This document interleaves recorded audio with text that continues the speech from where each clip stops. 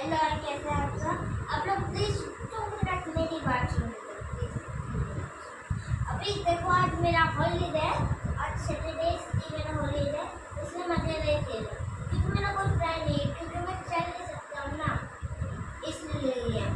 मेरे फ्रेंड्स है पर स्कूल के अंदर है, और जो मेरे साथ घर के बाजू में जो रहते हैं बच्चे, वो नीचे जाके खेलने लगने लगता है।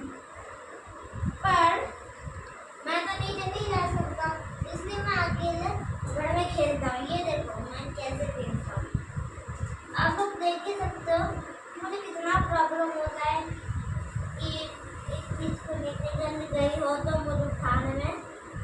इसलिए आप लोग बस मेरी एक छोटी सी हेल्प करिएगा, इतनी सी। आप लोग बस मेरी वीडियो को लाइक करिएगा, शेयर करिएगा और लाइक करिएगा, और मेरे लिए दुआ करिएगा। मेरा भी मन करता है मैं बाहर जाऊँ, बाकी बच्चों को देखूँ और नीचे बच्चों के साथ खेलूँ। और थैंक यू एंड बाय।